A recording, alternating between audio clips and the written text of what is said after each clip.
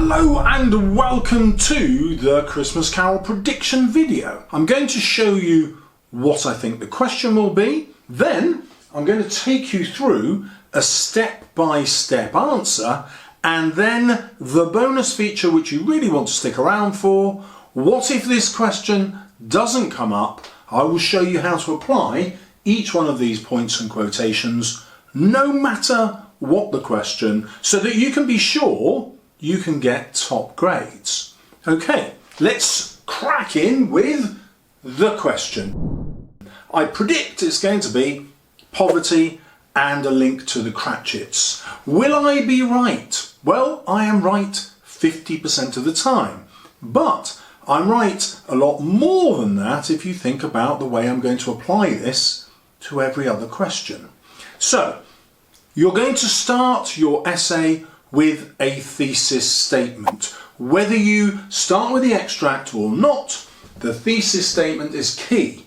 So, the thesis statement has to give Dickens purpose, the reason he's writing the novel, or reasons. So, at number 1, he wants his readers to pay decent wages. Every reader reading this book in Victorian times, when this was published, cost of 5 shillings, which is a third of a salary, we'll get onto that later. Every single one of Dickens' readers, when this was first published, would have had domestic staff, servants to you and me. They would have employed people. And Dickens is saying, you need to pay them more. And this relationship between Scrooge and Bob is the way that he brings that about. Obviously, he's telling people that they should be charitable. That's why the novel is linked to Christmas. People are much more likely to be giving, so the timing is perfect. He also wants his readers to support the education of poor children. Only the rich could go to school, by and large, and Dickens was instrumental in setting up schools, ragged schools they were called, for the children of the poor. That, he thought, was the key to changing their life chances. And then if you're really going for it, you're going to point out that although this text is an entertainment, it is also a didactic text. That means a text that is trying to teach moral lessons. Right, number 1, you're going to talk about Malthusian economics. So Malthus put forward this idea that there were finite resources, and if you let the poor use them all up, there wouldn't be enough resources, food for example, being grown to feed everybody else. And so his argument was, we need to stop the poor from proliferating, and people took this to extreme measures at the time that Dickens was writing. That is why we have the world famous quote, well, if they would rather die, they'd better do it and reduce the surplus population. Dickens isn't just using that to show what a horrible miser Scrooge is. He's saying, look, that is the horrible miser's view, but it's the same view of society. That's why we have the workhouse and the poor laws, because that's what we are doing to the poor. We're treating them as inconvenient, and that society would be better off if they were dead. So that's his social and political point. We're going to jump straight in from there into the poor laws, and the quote that's going to help us with that is when he says, the workhouses, are they still in operation? This is Dickens making really explicit that society has created these workhouses with terrible conditions that reduce the poor, take away their dignity, and make their life such a struggle. He's then going to argue that society criminalises the poor, and the quote we want from that is, are there no prisons? Again, this is Scrooge being presented as a terrible human being, but he's only voicing the way that society operates. His implication here is that criminals become criminals because they are too poor, and that is going to be super important later on. Then we have Bob Cratchit. Now, Bob Cratchit is named deliberately because Bob was the name that everybody had for a shilling, in the same way that we call a pound a quid. Everyone would have understood that Bob was a shilling. And the book cost a shilling. This is a deliberate choice by Dickens. He could have published it way cheaper. Now, you can't mention this in your exam and expect the examiners to appreciate the reference unless you link it to this. Because the book was so expensive relative to other books, it was aimed at the wealthy middle classes who all had domestic servants. Links us straight back to the wages idea, and you can also link it to it being the exact price, a shilling, as Bob's name. This is a deliberate link that Dickens is making in the reader's mind. He's saying, here is my didactic morality tale about the transformation and redemption of Scrooge. Dear reader, I want you to transform and redeem yourself in the same way, and then society will be transformed and redeemed in the same way. I do hope you're stealing this vocabulary. Then we have 15 shillings, Bob's wages. And Dickens tells us this twice in the novel. Why does he do that? Because he wants to emphasise again, wages is one of his main big deals in this novel. You probably haven't been taught that in class because we go for charity and Christmas as the standard themes, but I'm going to show you that they are peripheral themes compared to the central theme, which is wages. Now, Bob only gets 15 shillings, which is a week's salary, and that would buy 3 copies of A Christmas Carol. Now you can see why the price of A Christmas Carol is such a big deal. Number 5 is a quote I'm pretty certain you probably never even come across, and you probably have forgotten ever reading it.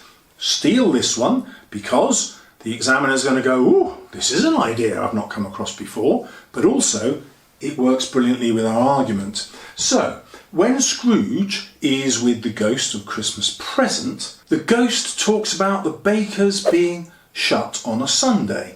And you and I might think, well, what's the big deal? So what if the bakers are shut on a Sunday? Well, the poor didn't own property, they rented property, and that would often just be a room shared by many people which did not have cooking facilities. And so here's our quote: deprive them of their means of dining. Because what this means is the poor couldn't cook, and therefore they needed to go to a place like a baker's which didn't just cook bread and croissants. Did they have croissants? So the bakers would actually heat up and cook their food for them. If this was unavailable on a Sunday, then the poor couldn't eat properly. This is another way that Dickens is pointing out that society is loaded against the poor. Right, next we move a little up the social ladder to the Cratchit family. They are poor, but they are not destitute. So they rent a house, they've got a house. In fact, they live in Camden Town in the same house that Dickens grew up in as a child. So you can use that bit of context to show how much affection Dickens must have for the Cratchits by placing them in his family home. So what are we going to zoom in on the Cratchits' Christmas? You can pick a whole range of quotes, but I've picked ones that are short to remember and easy to integrate into your argument. So we can talk about the girls and Mrs. Cratchit having clothes which are brave in ribbons. And this means absolutely covered in ribbons in order to hide the wear and tear and the holes. And the word brave suggests that the ribbons are really visible, they're showing off, there's so many of them because the clothes have deteriorated so much. But it also hints at the bravery of the Cratchit family enduring their poverty and still believing in the future and in the family even though we can see during this Christmas that Tiny Tim is really vulnerable. The next quote is about Peter's shirt, where he has his collar in his mouth because the shirt is like 50 years out of fashion. It's got this massive collar. Dickens doesn't just describe the massiveness, he puts the collar in his mouth.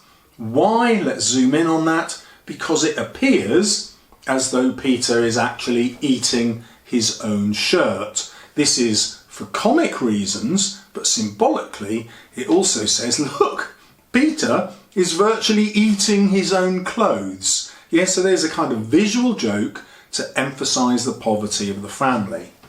Well, because Scrooge at the end is going to give them the prize turkey, we need to focus on the actual food. So what is it that the Cratchits are eating? There's such a goose, and such I think is in italics.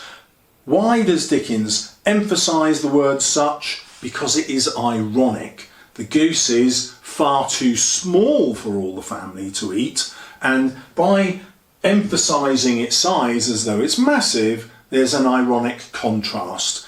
It should be massive to feed this family, but because the family are so poor, it's tiny. So this brings us back to Scrooge. Is Scrooge responsible for this? Yes, he is, because he's the one who employs Bob Cratchit. But consider a minute, Bob Cratchit has not gone to get another job. Why is that? Well, Dickens' point is this. Scrooge, this horrible miser, is paying Bob Cratchit the going rate. This is what society would pay Bob Cratchit if he went to a similar job elsewhere. This is Dickens' point. Society is the equivalent of Scrooge the miser. Society, his readers, need to start paying their employees more. He emphasises this again through comedy, where he talks about there not even being an atom of a bone left. It's as though they've also eaten the bones because they can't afford to waste food. In fact, what they would have done is put them all in water and then tried to turn it into a soup or a broth. Nothing would be wasted because otherwise they would starve. This scene in stave 3 is in the middle of our 5 staves, and this is the middle of the novel that acts as a pivot, a turning point for Scrooge. This is where Scrooge says to the ghost of Christmas present, "Tell me if Tiny Tim will live." Because now Scrooge has realised the clear consequence between the wages he pays and the living conditions the Cratchits are enduring, and he's looked at Tiny Tim and thought, this is a frail, disabled young man. I think he's vulnerable, not just to illness, but to death. The ghost's reply is brilliant. He echoes back Scrooge's words to him and says, well, he will reduce the population. Having that quote in twice emphasises how important it is to Dickens' message. At the end of stave 3 we have the introduction of Ignorance and Want. These two ragged, wolfish children, a boy and a girl, and they don't need to be there for the plot. So this brings us straight back to Dickens' purpose, and it's going to link to education. He wants to show that it's the children, the future generations, who are going to be damaged. But that damage will then damage society. The quote for that is, but most of all, beware this boy, and then the idea that written on his forehead is that which is doom. So not just doom for the young man, because you have to beware it, he's saying society needs to beware. Ignorance is a lack of education, and Dickens' point is, if we don't educate the poor, then they can't get suitable jobs to earn enough money to lift themselves out of poverty. So what do you think they're going to do? Obviously, they're going to turn to crime and potentially to revolution. And only 5 years later, revolution spread across different countries in Europe. This was real problem that his readers would understand. And so the political solution, the social solution is, let's educate these people so that they can help themselves. An unexpected message in the novel. But remember, we can emphasize how important that message is, because the plot, the whole story, would be exactly the same without ignorance and want there. So they can only be there for Dickens to emphasize his purpose. At number 10, we have another quote that you've probably never considered. So with the ghost of Christmas yet to come, Scrooge goes to visit a part of London where people have gone with stolen goods. They've stolen not just from his house, but from his corpse in the future. And so let's look at that description of London, because this is a message that Dickens is giving to his readers. Look at what our society is creating. This is how we treat the poor. So, the whole quarter reeked with crime, with filth and misery. We've got a nice triplet there with crime, with filth, with misery, to emphasise the consequence of housing poor people crowded in these sorts of tenements and conditions. Of course, the way to lift the poor out of those conditions is to stop them being so poor, which is going to take us back to the wages idea. Dickens makes that even more clear when we're introduced to the three characters, another triplet, who have stolen from him. Are they criminals? No, they're not. Well, that's not their main role. This is what they are. They're a laundress, the woman who does his laundry, a charwoman, the woman who does his cleaning, and the undertaker's man, the man who's prepared his body to be buried. These are all people with full-time employment, and full-time would not have been 9 to 5. It would be every hour you can spare. And yet they are still having to steal to make ends meet. What does that link to? To wages. And just in case we haven't worked that message out, he brings us to the fence, the guy who is receiving the stolen goods and is therefore going to make more profit from the crime. And this is Old Joe. He is a man in his 70s, and he ironically invites them into his parlour, which is a terrible room. There's no decoration, the furniture's rubbish, and he actually does the calculations for how much he owes them clean onto the wall. And so here is a man who is ridiculously poor.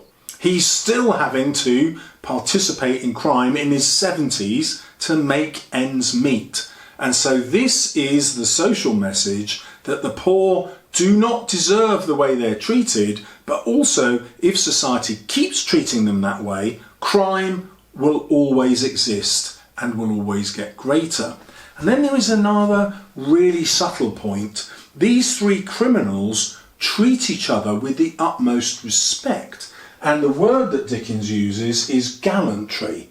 So partly this is ironic because they're criminals and they're behaving like ladies and gentlemen, but underneath that Dickens is pointing out, look, these are fundamentally decent human beings. This isn't a cutthroat business where they're trying to rip each other off and get as much money as possible. No, they are actually treating each other with civility and gallantry because they're great people. It's society that has turned them into criminals. It's not because they're born that way or because they are evil human beings. So these points students don't tend to make, teachers don't tend to make, and when they appear in your essay, the examiner's head will go, "Boo! What an amazing idea!" Right, now we go to the way that the employed poor, like the Cratchits, like this laundress and the charwoman and so on, are treated really badly. So if we go back to the Cratchits' Christmas, their daughter Martha arrives late because she's had to be working for the family she works for on Christmas Day. Just in case we've missed the message, Dickens drums it home again, because the redeemed Scrooge, when he's seen the light and decides to go back to see Fred, Well, he is greeted by Fred's housekeeper, who is working on Christmas Day. So this is Dickens' way of saying, look, give these people a break. Remember at the beginning when Bob Cratchit was going to have the day off for Christmas and Scrooge said, oh, I expect you want me to pay for your day off, do you? Oh, this is terrible. And yet Scrooge still lets Bob have Christmas Day off. Yeah? Scrooge, the horrible miser, he lets Bob go at Christmas. But not so Fred, the person who's supposed to be wonderful and full of good cheer, and not so the employers of Martha. And by extension, not so you, dear reader. Change your ways. So, clearly linked to wages, clearly linked to a more charitable way of dealing not just with the destitute poor, but the working poor, the people you're employing in your own home. Right, now we get to the prize turkey that Scrooge decides to buy for the Cratchits. So this obviously links to the charity, it links to the wages because Bob can't afford to buy it himself. And then what else does Scrooge do? Well, he says to Bob, I'm going to raise your salary, making it really clear that Scrooge's redemption is not all about charity and Christmas spirit. It's also much more practical, raising the salary to a living wage. He doesn't have to pay Bob any more because that's the going rate, the 15 shillings he's already getting. Which has just made me realise the book isn't the third of a week's salary, it's a 15th, which is much more logical, but still amazingly expensive for a book. And then the next message he has is that Scrooge decides to become a second father to Tiny Tim. So what's Dickens' message here? You in society have to treat the poor like your own children. You have to become fathers to them. Not literally, but you've got to take care of them. This is your job. So now the conclusion. Well, I'm going to say that God bless us, in the words of Tiny Tim, are a sort of feel-good moment here, a Christian message, but they're also ironic because if the readers don't change, if society doesn't change, then God is not going to bless the poor, at least not while they're alive and suffering. And that's what Dickens is concerned about, their lives and their suffering. And so he uses this irony again to say to the readers, look, you've got to change. And then he anticipates the reader's pain point, the thing that the reader is going to say, yes, I agree with you, Dickens, but there's this reason why I can't do what you say. I've got the money, but I don't want to be a laughingstock. If everyone I know is paying their domestic staff a small wage and then I suddenly increase it, I look like an idiot. And that's why he includes the line about Scrooge, who let them laugh. In other words, he didn't care about how society viewed them, and this is Dickens' call to action. Dear reader, you've got to overcome your sense of pride and let other people laugh at you, because you will know in your heart that you are going to be saving lives through increasing wages and giving more to charity and helping the children of the poor be educated.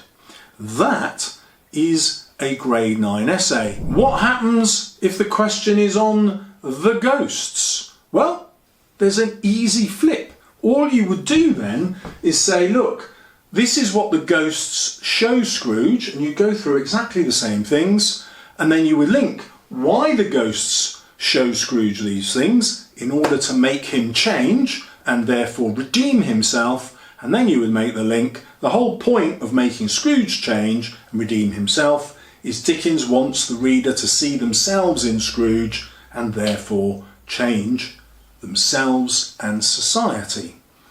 Let's say the question is, and it won't be, on Fred. Yeah, you won't just get one minor character. But if it is, then you're going to say, well, Fred is presented as the antithesis to Scrooge, Scrooge's opposite. So he has got the Christmas spirit in contrast to Scrooge's bar humbug attitude, and then you will explore all of these again, showing how Scrooge realises that he has to be more like Fred, which will bring us back to when he visits Fred's house at number 12. But then you will point out that even Fred, the person who celebrates Christmas and charity, even he is not treating his workers properly. And so Scrooge's redemption, Scrooge's learning from the ghosts, exceeds what Fred already knows.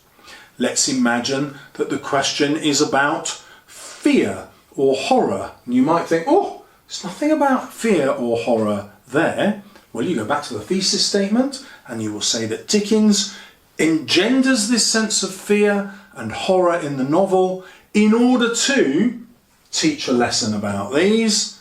And then you'll say why the lesson needs to be taught. Those are the Malthusian stuff, the poor law, the criminalisation of the poor wages to Bob. These are horrifying, but Scrooge does not yet realise that.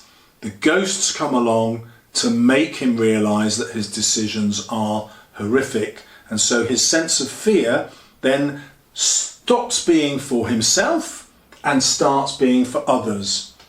If Tiny Tim will live, the others, ignorance and want, the others who live in this whole quarter that reeked of crime, the others, the laundress, the charwoman and the undertaker's man who have stolen from him, but he's going to understand why.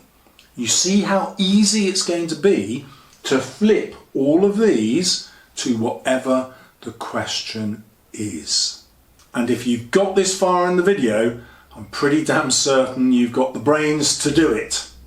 Now, the next most logical video that you might be interested in is going to be my prediction of Macbeth, or When I've Done It, and Inspector Calls.